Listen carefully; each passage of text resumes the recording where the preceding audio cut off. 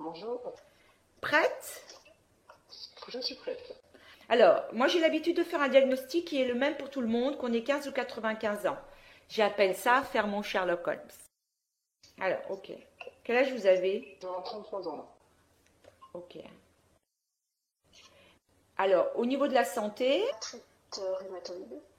ah, vous avez de l'arthrite rhumatoïde. Oui, Arthrite c'est ça. rhumatoïde. Depuis combien de temps? Alors, vous avez été voir le médecin, pourquoi? Parce que j'avais une douleur au niveau du pouce et on a fait des prises de sang qui se sont révélées pas bonnes au niveau rhumatisme et du coup je suis allée voir un rhumatologue. Ok. Est-ce que vous prenez des médicaments? Oui, je suis sur traitement, oui. Donc, et ce médicament, il est pour vos En rhumato... fait, surtout pour, ça m'a dit comme j'étais jeune, c'était pour, surtout pour, comment elle m'a dit ça, pour protéger les articulations pour plus tard en fait, comme si j'ai pas j'ai pas de grosses poussées en fait, c'était vraiment de temps en temps. Du coup, elle m'a proposé du coup un traitement pour protéger les articulations pour plus tard.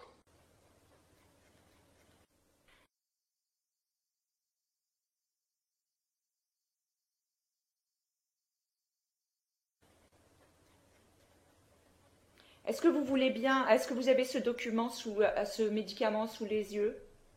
Oui, c'est du méthotrexate. Est-ce que vous avez la boîte sous les yeux? Oui, je l'ai cherché. Merci.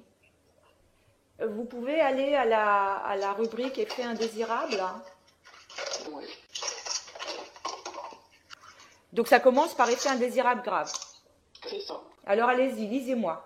Alors, inflammation des poumons, avec difficulté respiratoire au repos, essoufflement, toux sèche irritative, expectoration, desquamation sévère de la peau et formation des vésicules sur la peau, saignement ou échymose inhabituelle, diarrhée sévère, ulcère dans la bouche, selles noires, sang dans les urines ou dans les selles, petites taches rouges sur la peau, fièvre, coloration jaune de la peau, douleur ou difficulté à uriner, soif ou miction fréquente, convulsions, perte de conscience, vision floue ou diminution de la vision. Et est-ce que j'ai d'autres choses derrière? Après, j'ai donc dans les effets indésirables très fréquents, perte d'appétit, nausées, vomissements, mal au ventre, inflammation et ulcère dans la bouche et gorge, élévation des enzymes hépatiques, effets indésirables fréquents, diminution de la formation de cellules sanguines avec réduction du nombre de globules blancs, de globules rouges et plaquettes, maux de tête, fatigue, somnolence, inflammation des poumons, toux sèche, essoufflement, fièvre, diarrhée, éruption cutanée, rougeur de la peau, démangeaisons. Il y en a plein des effets indésirables.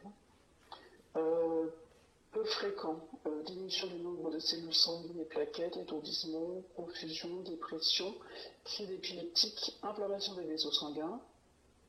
Je vous lis tout? Parce qu'il y en a encore pas mal. Hein. Ok. Est-ce que le médecin vous a lu tout ça quand il vous a prescrit ce médicament? Non, Est-ce qu'avant moi, vous avez pris le temps de lire tout ça? pas du tout. Ok. Je suis toujours avec vous. Tout va bien. D'accord.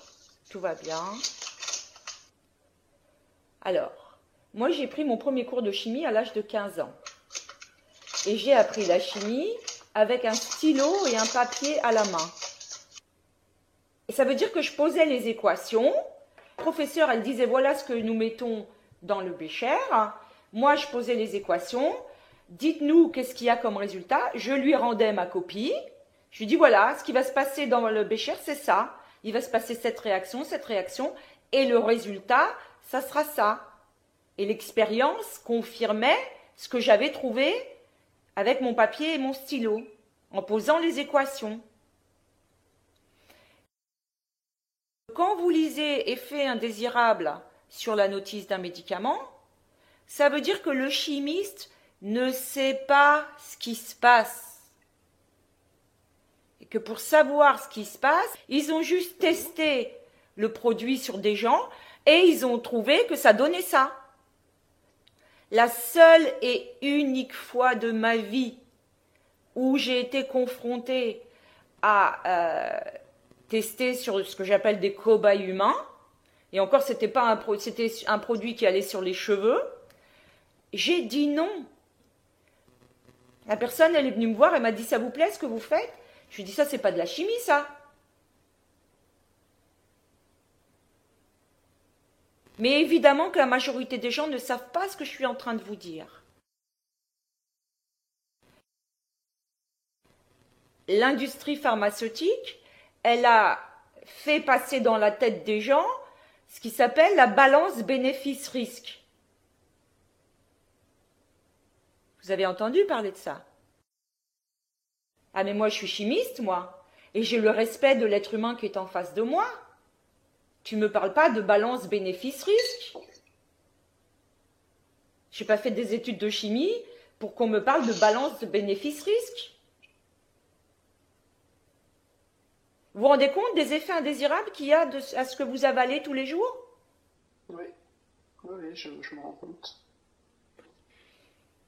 Qu'est-ce que vous tirez comme conclusion déjà de ce que je vous dis là maintenant?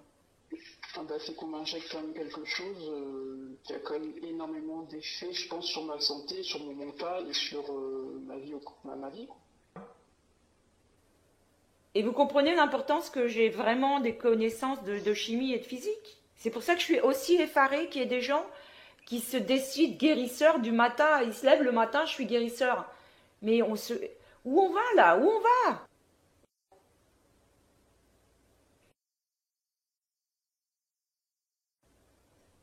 C'est ça. Alors, au début, c'était des comprimés.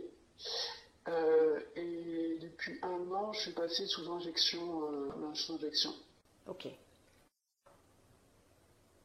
Est-ce que vous comprenez que comprimé et injection, ça veut dire que vous passez à la vitesse supérieure avec les injections? Oui.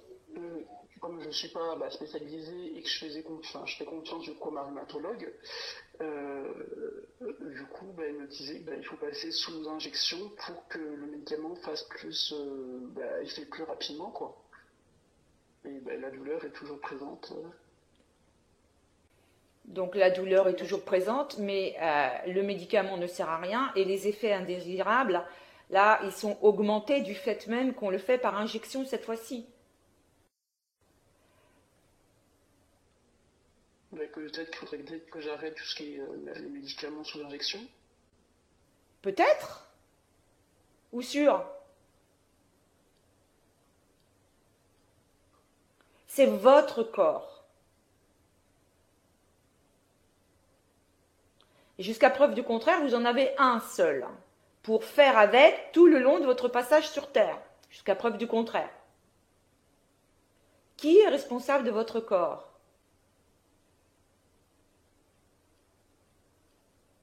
Alors, tout va bien. Le corps est vraiment capable de se régénérer. Là, je viens d'écouter un entretien avec un homme qui était vendeur de cocaïne, qui prenait de la cocaïne tous les jours, et qui est là maintenant, il a dit j'étais tombé à 50 kilos pour 1m80, et là maintenant il va bien. Donc c'est vraiment dire les capacités de récupération du corps. Maintenant, que vous fassiez confiance à votre médecin, c'est normal. Moi, quand je vais chez le boulanger, je fais confiance à mon boulanger et j'imagine pas qu'il va mettre du plâtre dans la farine. Donc il faut comprendre que les étudiants en médecine, c'est pas parce qu'on emmagasine beaucoup d'informations scientifiques qu'on a une formation scientifique. Vous comprenez la différence? C'est pas parce que tu apprends par cœur plein d'informations scientifiques pour répondre à un questionnaire et réussir un concours que ça prouve que tu as une formation scientifique.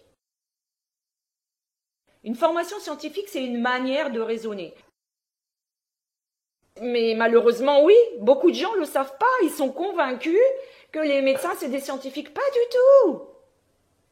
Peut-être qu'il y en a quelques-uns parmi eux qui ont un vrai cerveau scientifique, Mais la majorité, c'est juste des gens qui ont appris par cœur.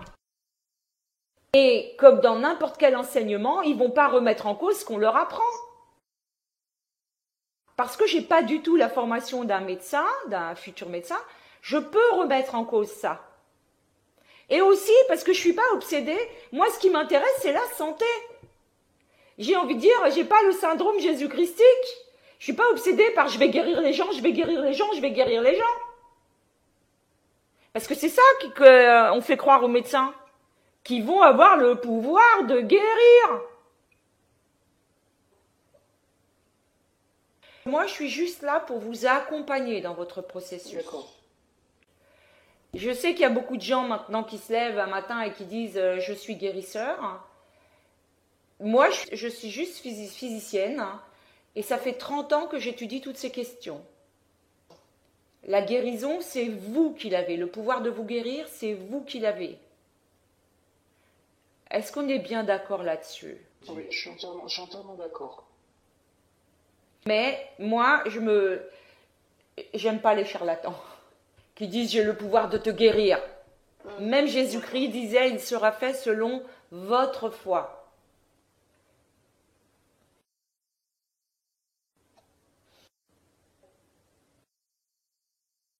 Donc maintenant on a remis les choses en ordre.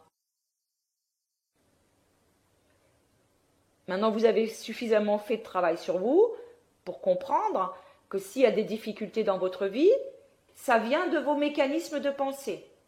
C'est ça. Vous êtes sûr de ça à combien de pourcents? Oui, à 100%. Yes! Vous voyez que l'énergie là, elle est différente de tout à l'heure. Oui, Là, votre 100%, j'y crois. d'accord. Ok. Alors maintenant, est-ce qu'on peut avancer? Qui est responsable de votre corps? C'est moi. Voilà. Et là, vous êtes à combien de pourcents? 99%. Ok, super. Bravo pour votre honnêteté. Hein. Est-ce que vous ressentez que c'est mieux que tout à l'heure? Oui, c'est beaucoup mieux. Voilà. Il nous reste le 1 petit pourcent, mais on va l'avoir. Hein. Ok.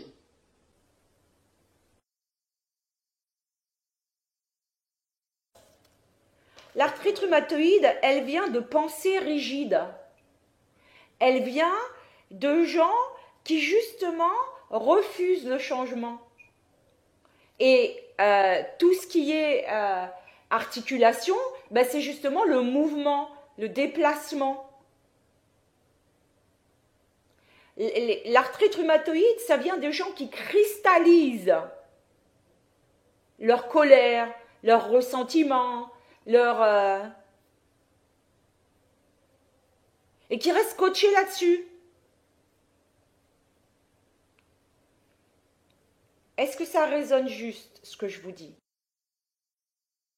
L'arthrite rhumatoïde, ça vient de la rigidité mentale. Est-ce que ça résonne juste?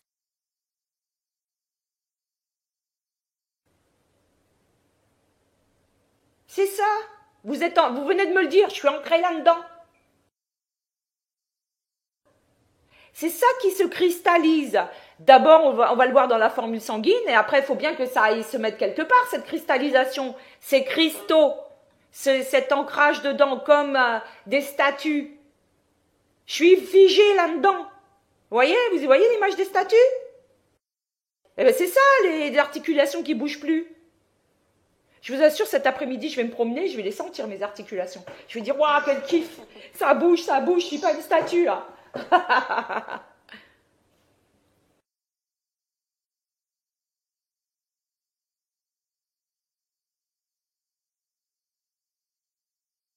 Est-ce que vous avez reçu toutes vos clés? Oui, oui, oui. Ok. Merci beaucoup.